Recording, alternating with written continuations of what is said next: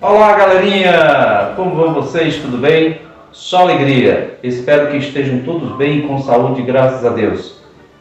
Nós vamos dar continuidade ao conteúdo Imagem e Poder do livro didático de vocês, do capítulo 8. Hoje abordaremos a arte como subversão na década de 1960. Para darmos início à aula de hoje, eu trouxe uma garrafa de refrigerante. Mas o que essa garrafa de refrigerante tem a ver com este conteúdo e com o que nós trabalharemos hoje? Bem, trata-se de um grande artista brasileiro chamado Cildo Meireles, que criou uma obra chamada Inserções em Circuitos Ideológicos, Projeto Coca-Cola e Cédulas. Para entendermos melhor o poder da imagem na nossa vida, no nosso cotidiano, nós podemos fazer uma análise simples. Você já parou para pensar quem é a mulher que aparece nas cédulas de real?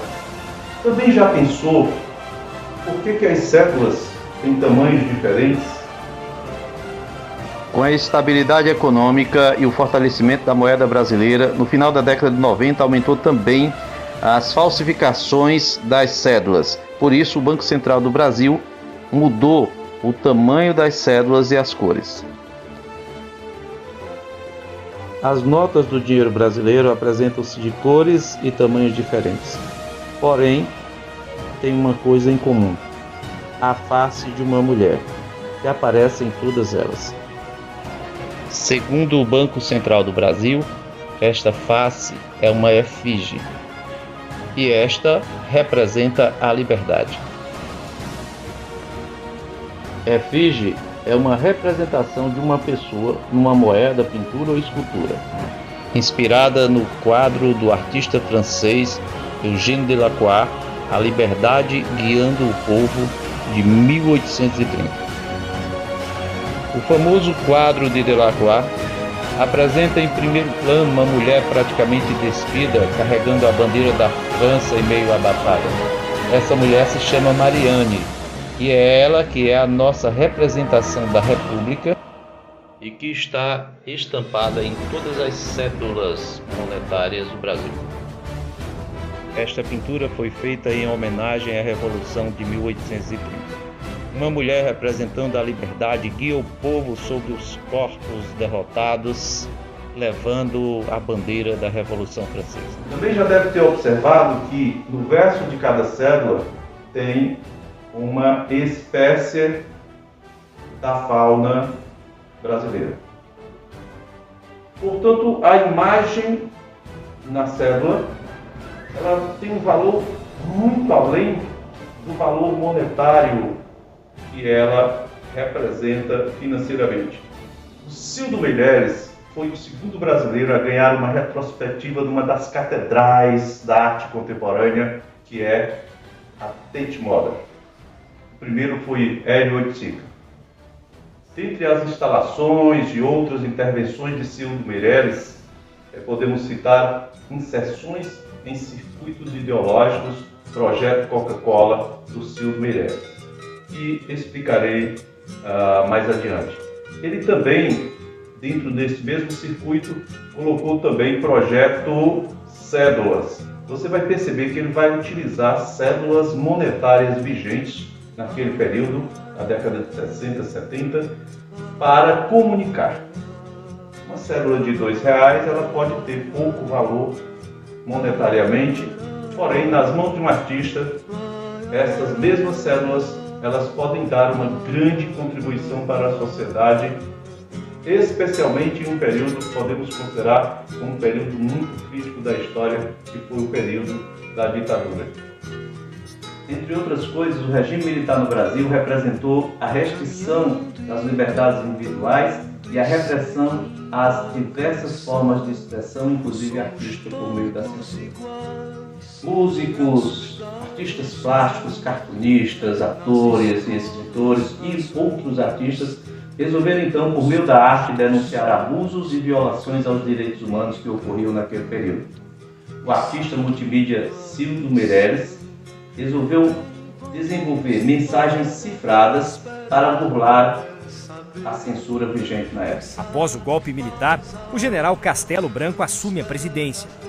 Caça os direitos políticos por 10 anos de 337 pessoas, entre elas os ex-presidentes Juscelino, Jango e Jânio, e altera os rumos da política econômica. O artista Cildo Meireles enxergou muito além do formato e das imagens contidas nas cédulas. Ele percebeu que poderia comunicar através das cédulas de grande circulação, que são as cédulas monetárias de menor valor, na época as cédulas de cruzeiro, e escrevia, fazia carimbado. Dessa forma ele grafou nas cédulas monetárias vigentes a pergunta, por exemplo: quem matou Herzog? Quem foi Herzog? Herzog foi um jornalista que fazia questionamentos naquele período da ditadura e que incomodava. Esse jornalista ele foi preso, torturado e foi morto nos porões da ditadura militar. O jornalista Vladimir Herzog é morto no Doicode, em São Paulo. Estudantes no Largo São Francisco se manifestam pela anistia dos subversivos e pedem liberdade.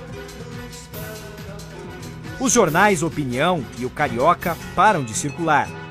Logo depois, desaparece a revista Realidade.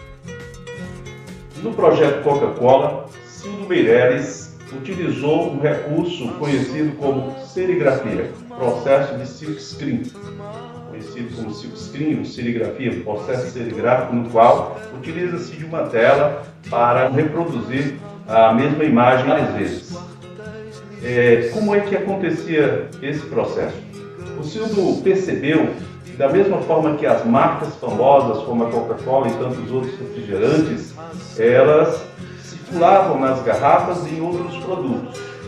Porém, nas garrafas de refrigerante, como esse material era retornável, o Cildo resolveu imprimir nas garrafas vazias, na cor branca, o que ficava praticamente invisível. Ao encher as garrafas, preencher com líquido, o texto que era impresso em branco agora ficava visível, portanto exposto nas prateleiras dos supermercados e onde eles eram vendidos e, consequentemente, consumidos pela sociedade de modo geral.